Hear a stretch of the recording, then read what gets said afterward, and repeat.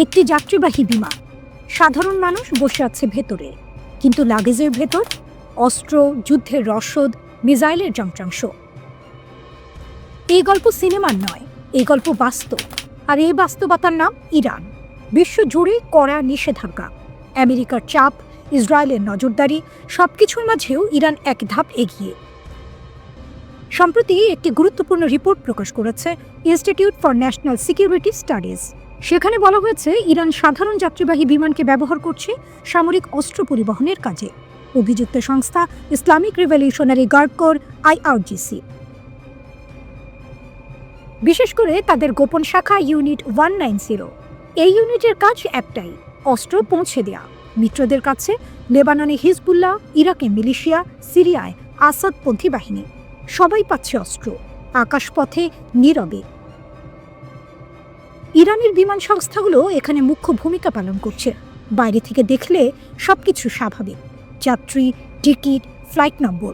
কিন্তু বাস্তবে এই বিমানগুলো পরিণত হয়েছে ভাসমান অস্ত্র গুদামে। এটাই ইরানের কৌশল। আর এই কৌশল ইসরায়েলের জন্য সবচেয়ে বড় উদ্বেগ, কারণ এই অস্ত্রই শেষ পর্যন্ত ইসরায়েলের দিকে তাক করা হয়। কিন্তু প্রশ্ন আসে, আমেরিকার নিষেধাজ্ঞা তাহলে কোথায়? ট্রাম্প প্রশাসন ইরানের বিমান খাতকে সবচেয়ে বেশি টার্গেট করেছিল। বিমান কেনা নিষিদ্ধ, যন্ত্রাংশ বিক্রি নিষিদ্ধ, রক্ষণাবেক্ষণ নিষিদ্ধ, ইন্স্যুরেন্সও নয়, কাগজে কলমে সব বন্ধ। কিন্তু বাস্তবে ইরান তৈরি করেছে এক বিশাল ছায়া নেটওয়ার্ক। শেল কোম্পানি, ভুয়া মালিকানা, অফশোর রেজিস্ট্রেশন, এক দেশে কোম্পানি, অন্য দেশে ব্যাংক, তৃতীয় দেশে ডেলিভারি। বিমান যন্ত্রাংশ কেনা হয় এই পথে, ফ্লাইটের রুট বদলে দেওয়া হয়, হঠাৎ জরুরি অবতরণ দেখানো হয়, ডেটা গায়েব করে দেওয়া হয়। সবই পরিকল্পিত। আর এই কাজে ইরান একা নয়, রাশিয়া পাশে আছে, চীন পাশে আছে।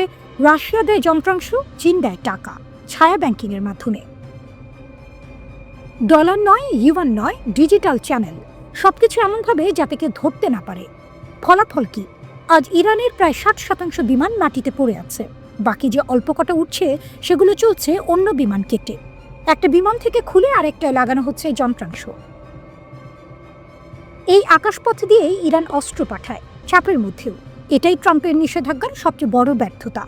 ইসরায়েল জানে এই বিমান মানেই হুমকি, কারণ এক একটা ফ্লাইট মানে এক একটা নতুন অস্ত্র ইসরায়েল বিরোধী গোষ্ঠীর হাতে। এ কারণেই ইসরায়েল বারবার সতর্ক করছে, বলছে এই আকাশপথ বন্ধ না হলে ছায়াযুদ্ধ থামবে না।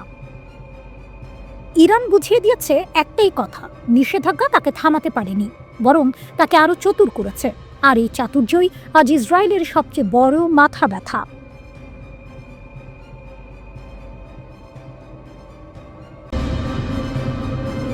মধ্যপ্রাচ্যে আবার কি নতুন কোনো ঝড় আসছে? এই প্রশ্নটা আজ হঠাৎ করে উঠছে না, কারণ পশ্চিমা গোয়েন্দা সংস্থাগুলো বলছে ইরানের সামরিক যন্ত্রের ভেতরে এমন কিছু নড়াচড়া হচ্ছে যা স্বাভাবিক নয়। কোনো বোমা পড়েনি, কোনো যুদ্ধ ঘোষণা হয়নি, কিন্তু গোয়েন্দারা বলছে ইরানের আকাশে কিছু একটা বদলাচ্ছে। পশ্চিমা গোয়েন্দা সংস্থাগুলোর মতে ইরানের ইসলামিক রিভলিউশনারি গার্ড কর্পস IRGCর অ্যারোস্পেস ফোর্সে অস্বাভাবিক তৎপরতা ধরা পড়েছে। অ্যারোস্পেস ফোর্স মানে কি? এটাই সেই বাহিনী যারা ড্রোন চালায়, ব্যালিস্টিক ক্ষেপণাস্ত্র নিয়ন্ত্রণ করে আর আকাশ প্রতিরক্ষা ব্যবস্থার দায়িত্বে থাকে, অর্থাৎ ইরানের সবচেয়ে স্পর্শকাতর সামরিক ইউনিট। গোয়েন্দা সূত্র বলছে ড্রোন ইউনিট, ক্ষেপণাস্ত্র বাহিনী আর আকাশ প্রতিরক্ষা, এই তিনটির মধ্যে একসঙ্গে সমন্বিত চলাচল দেখা যাচ্ছে। সাধারণ সামরিক মহড়ায় এমন নিখুঁত সমন্বয় খুব কম হয়। আর এখানেই প্রশ্ন উঠছে, এটা কি শুধু মহড়া, নাকি এর পেছনে আছে অন্য কোনো প্রস্তুতি? এ কারণেই পশ্চিমা গোয়েন্দা সংস্থাগুলো এখন নজর রাখছে কমান্ড ও কন্ট্রোল সিগন্যাল, সেনা ইউনিটের স্থান পরিবর্তন, অস্ত্র ও রসদের চলাচল, IRGCর যোগাযোগ ব্যবস্থা। প্রতিটি ডেটা বিশ্লেষণ করা হচ্ছে। এই পরিস্থিতির মধ্যে NBC নিউজ জানিয়েছে ইসরায়েল এখন ডোনাল্ড ট্রাম্পকে সম্ভাব্য নতুন হামলার অপশন নিয়ে ব্রিফ করতে প্রস্তুত। ইসরায়েলের উদ্বেগটা ঠিক কোথায়? অনেকেই ভাবেন সব সমস্যার মূল ইরানের পারমাণবিক কর্মসূচি, কিন্তু ইসরায়েলি কর্মকর্তারা বলছেন তাদের সবচেয়ে বড় ভয় ব্যালিস্টিক ক্ষেপণাস্ত্র।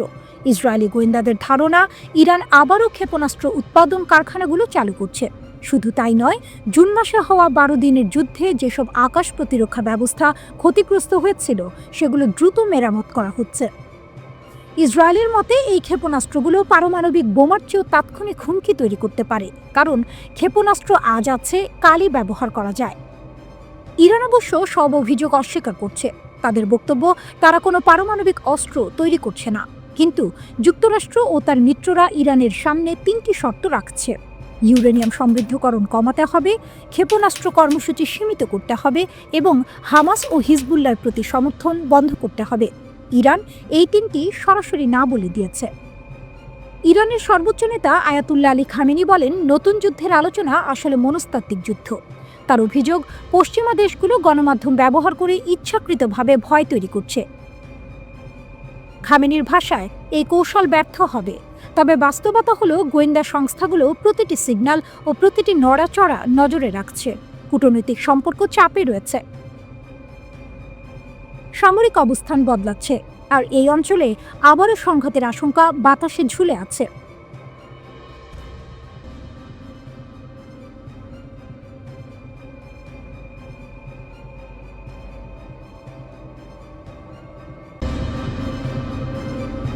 ভেনেজুয়েলা সংকটে ইরানের প্রবেশ, যুক্তরাষ্ট্র কি চায়?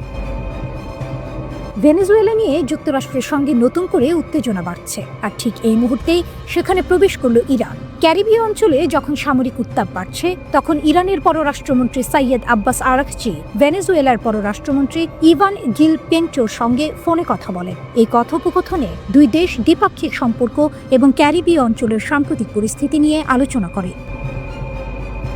ইরানের পররাষ্ট্র মন্ত্রণালয় জানায়, এই ফোনালাপে আরাকচি নিকোলাস মাদুরোর নেতৃত্বাধীন ভেনেজুয়েলা সরকারের প্রতি ইরানের সংহতি ও সমর্থন প্রকাশ করেছেন। তিনি বলেন, যেসব কাজ আন্তর্জাতিক আইন লঙ্ঘন করে এবং একতরফাভাবে চাপ সৃষ্টি করে, সেগুলোর বিরুদ্ধে দাঁড়ানো আন্তর্জাতিক সম্প্রদায়ের দায়িত্ব।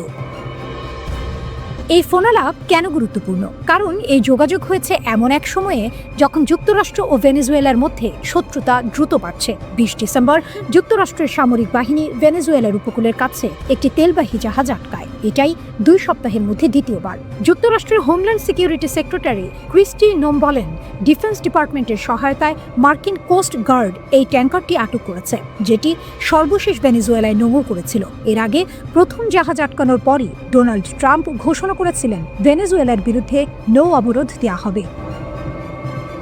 প্রশ্ন উঠছে, যুক্তরাষ্ট্র আসলে কি চায়? এই প্রশ্নটাই সরাসরি করা হয় যুক্তরাষ্ট্রের পররাষ্ট্রমন্ত্রী মার্কো রুবিওকে। প্রশ্ন ছিল, যুক্তরাষ্ট্র কি নিকোলাস মাদুরোকে ক্ষমতা থেকে সরাতে চায়? 2026 সালে কি কোনো রেজিম চেঞ্জ আসছে? মার্কো রুবিওর জবাব ছিল পরিষ্কার এবং কৌশলী। তিনি বলেন, যুক্তরাষ্ট্রের লক্ষ্য হলেও আঞ্চলিক স্থিতিশীলতা, নিরাপত্তা এবং মার্কিন জাতীয় স্বার্থ।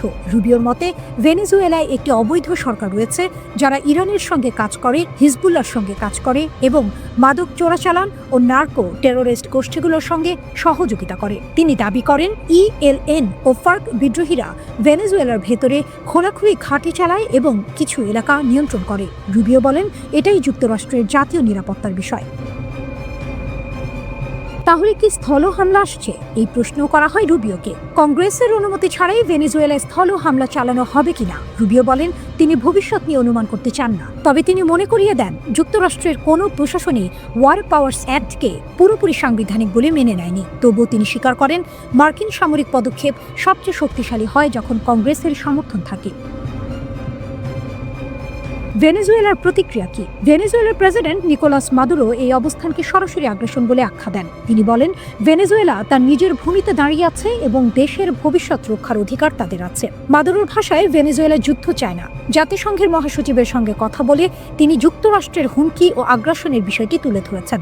মাদুরোর অভিযোগ, যুক্তরাষ্ট্র বলছে ভেনেজুয়েলার তেল তাদের, খনিজ তাদের, এমনকি ভেনেজুয়েলার ভূমিও তাদের। প্রশ্ন থেকে যায়, ইরান কি শুধু কূটনৈতিক সমর্থন দিচ্ছে, নাকি ভেনেজুয়েলা হয়ে যুক্তরাষ্ট্রের বিরুদ্ধে একটি নতুন ভূ রাজনৈতিক ফ্রন্ট খুলছে? ইরান কি সত্যি শুধু একটি সামরিক মহড়া চালাচ্ছে? বড় কোনো হামলার পরিকল্পনা রয়েছে খামেনির দেশে? এই প্রশ্নটাই এখন ঘুরছে মধ্যপ্রাচ্যের নিরাপত্তা বিশ্লেষকদের মাথায়। কারণ ইসরায়েল যুক্তরাষ্ট্রকে সতর্ক করে বলেছে, ইরানের সাম্প্রতিক ক্ষেপণাস্ত্র মহড়াটি হতে পারে একটি আসন্ন হামলার আড়াল। ইসরায়েলি ও মার্কিন সূত্রের বরাতে জানা গেছে, ইসরায়েল ট্রাম্প প্রশাসনকে জানায়, ইরানের ইসলামিক রিভলিউশনারি গার্ড কর্পস বা আইআরজিসির এই মিসাইল মহড়া ইসরায়েলের ওপর সম্ভাব্য হামলার প্রস্তুতি হতে পারে। কেন এই সতর্কতা গুরুত্বপূর্ণ? ইসরায়েলি সূত্রগুলো বলছে বর্তমানে যে গোয়েন্দা তথ্য পাওয়া যাচ্ছে তাতে শুধু ইরানের ভেতরে সামরিক বাহিনী নড়াচড়া দেখা যাচ্ছে, কিন্তু সমস্যাটা অন্য জায়গায়। 2023 সালের 7 অক্টোবর হামাসের আকস্মিক হামলার পর ইসরায়েলের ঝুঁকি নেওয়ার মানসিকতা অনেক কমে গেছে। আগে যেখানে কিছুটা সন্দেহ উপেক্ষা করা যেত, এখন সেখানে একটুও ঝুঁকি নিতে রাজি নয় ইসরায়েলি সেনাবাহিনী। আগেও এমন সন্দেহ হয়েছিল। হ্যাঁ, একজন সূত্র জানায় 6 সপ্তাহ আগেও ইসরায়েলি গোয়েন্দারা ইরানের ক্ষেপণাস্ত্র চলাচল নিয়ে একই ধরনের উদ্বেগ জানিয়েছিল, কিন্তু তখন কিছুই ঘটেনি। তবুও এবার পরিস্থিতি আলাদা। একজন ইসরায়েলি সূত্র স্পষ্ট করে বলেন ইরানের হামলার সম্ভাবনা 50% কম, কিন্তু কেউই এটা বলার সাহস করছে না যে এটা শুধু মহড়া। যুক্তরাষ্ট্র কি বলছে? এখানে বিষয়টি আরো জটিল। একজন মার্কিন সূত্র এক্সিওসকে জানায় এই মুহূর্তে যুক্তরাষ্ট্রের গোয়েন্দাদের কাছে ইরানের তাৎক্ষণিক হামলার কোনো স্পষ্ট প্রমাণ নেই, অর্থাৎ ইসরায়েল সন্দিহান। কিন্তু যুক্তরাষ্ট্র এখনো নিশ্চিত নয় পর্দার আড়ালে কি চলছে।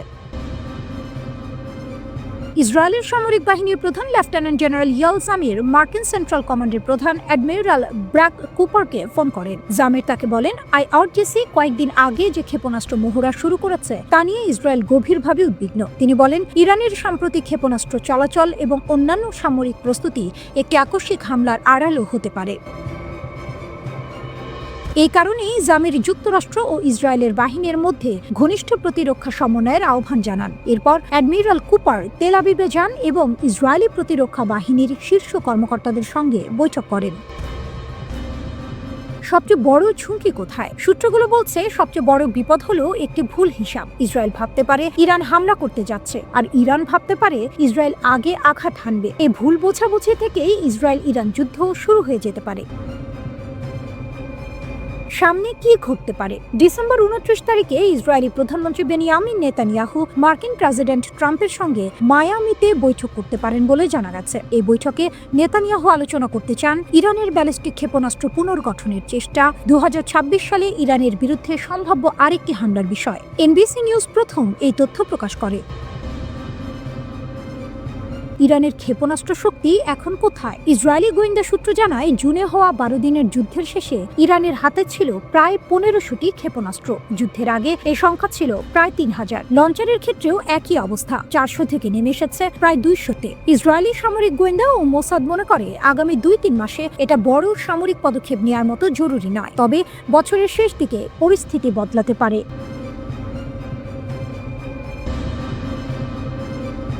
ইরান যুদ্ধের পর ইসরায়েল কেন এত মরিয়া? ট্রাম্প নেতানিয়াহু বৈঠকের নেপথ্যের আসল গল্প। আজ আমরা এমন একটি বিষয় নিয়ে কথা বলবো যেটা শুধু কূটনীতির খবর নয়, বরং ইসরায়েল ইরান সংঘাতের ভেতরের ভয় আর বাস্তবতার ছবি। খেয়াল করে দেখুন, যুদ্ধ শেষ হয়েছে জুনে, কিন্তু আতঙ্ক শেষ হয়নি, বরং এখন ইসরায়েল আগের চেয়েও বেশি মরিয়া। কেন? ট্রাম্পের কাছে কেন যাচ্ছেন নেতানিয়াহু? মার্কিন ও ইসরায়েলি গণমাধ্যমের তথ্য অনুযায়ী এই মাসের শেষ দিকে ডোনাল্ড ট্রাম্প ফ্লোরিডার মার-আ-লাগোতে ইসরায়েলি প্রধানমন্ত্রী নেতানিয়াহুকে আতিথ্য দেবেন। এই বৈঠকের মূল আলোচ্য বিষয় ইরান, বিশেষ করে ইরানের ক্ষেপণাস্ত্র কর্মসূচি, ইরানের পারমাণবিক অবকাঠামো আর ভবিষ্যৎ হামলার সম্ভাব্য পরিকল্পনা। এনবিসি নিউজ জানাচ্ছে নেতানিয়াহু ট্রাম্পের সামনে একাধিক যুদ্ধের অপশন তুলে ধরতে পারেন, যেমন ইসরায়েল একা হামলা চালাবে, যুক্তরাষ্ট্র সীমিত সহায়তা দেবে, যৌথ মার্কিন ইসরায়েল অভিযান, পুরোপুরি যুক্তরাষ্ট্রের নেতৃত্বে হামলা। এই পরিকল্পনাগুলো যে কাগজে কলমে সীমাবদ্ধ নয় তার প্রমাণ ট্রাম্পের ঘনিষ্ঠ 4 জন সাবেক শীর্ষ কর্মকর্তা আগেই বিষয়টি নিয়ে ব্রিফড হয়েছেন, মানে প্রস্তুতি অনেক দূরে গিয়েছে। জুনের 12 দিনের যুদ্ধ ইসরায়েলের জন্য সহজ ছিল না। ইসরায়েল ও যুক্তরাষ্ট্র ইরানের ভেতরে একাধিক গুরুত্বপূর্ণ স্থাপনায় হামলা চালায়। নাতানস সহ পারমাণবিক অবকাঠামো ছিল লক্ষ্যবস্তু, কিন্তু ইরানও চুপ থাকেনি। ইরান শত শত ballistic missile, cruise missile, drone একসাথে ছুড়েছে। এই আঘাতে ইসরায়েল ও যুক্তরাষ্ট্রের এয়ার ডিফেন্স সিস্টেম মারাত্মক চাপে পড়ে। ইসরায়েলি কর্মকর্তারাই এখন স্বীকার করছেন সব মিসাইল থামানো যায়নি। এই স্বীকারোক্তি ইসরায়েলের সবচেয়ে বড় ভয়। ইরান কেন ইসরায়েলের দুঃস্বপ্ন? ইসরায়েল এখন বলছে ইরান দ্রুত নিজের শক্তি পুনর্গঠন করছে। স্যাটেলাইট ছবিতে দেখা যাচ্ছে ক্ষতিগ্রস্ত পারমাণবিক স্থাপনায় আবার কাজ শুরু হয়েছে। নাতানজে ক্ষতিগ্রস্ত ভবনের ওপর নতুন কাঠামো বসানো হয়েছে। ইউরেনিয়াম সমৃদ্ধকরণের অবকাঠামো ধীরে ধীরে ফিরছে। কিন্তু সবচেয়ে বড় বিষয় ইরানের ব্যালিস্টিক মিসাইল উৎপাদন। ইসরায়েলের ভয় এখানেই। একজন সাবেক ইসরায়েলি শীর্ষ কর্মকর্তা স্বীকার করেছেন, আমরা আকাশে আধিপত্য পেতে পারি, কিন্তু মিসাইলের হুমকি খুবই বাস্তব। আগেরবার আমরা সব থামাতে পারিনি। এই কথাটাই পুরো ছবিটা পরিষ্কার করে দেয়, কারণ বাস্তবতা খুব সোজা। নিষেধাজ্ঞা, হামলা, চাপ সবকিছুর পরেও ইরান ভেঙে পড়েনি, বরং নিজের ক্ষতি দ্রুত বিশ্লেষণ করেছে, প্রতিরক্ষা জোরদার করেছে, মিসাইল উৎপাদন বাড়িয়েছে এবং সবচেয়ে গুরুত্বপূর্ণ, প্রতিরক্ষা ভাঙার কৌশল দেখিয়েছে। ইরান দেখিয়েছে শুধু উন্নত প্রযুক্তি নয়, সংখ্যা ও শক্তি। এটাই ইসরায়েলের সবচেয়ে বড় দুশ্চিন্তা। তাহলে সামনে কি? নেতানিয়াহু ট্রাম্পের কাছে যাবেন, হুমকি তুলে ধরবেন, নতুন হামলার যুক্তি দেবেন, কিন্তু পরিস্থিতি জটিল। গাজার যুদ্ধবিরতি ভঙ্গের অভিযোগ, আন্তর্জাতিক চাপ, আরেকটি বড় যুদ্ধ মানে আরও অস্থিরতা। সব মিলিয়ে ট্রাম্পের সিদ্ধান্ত সহজ হবে না।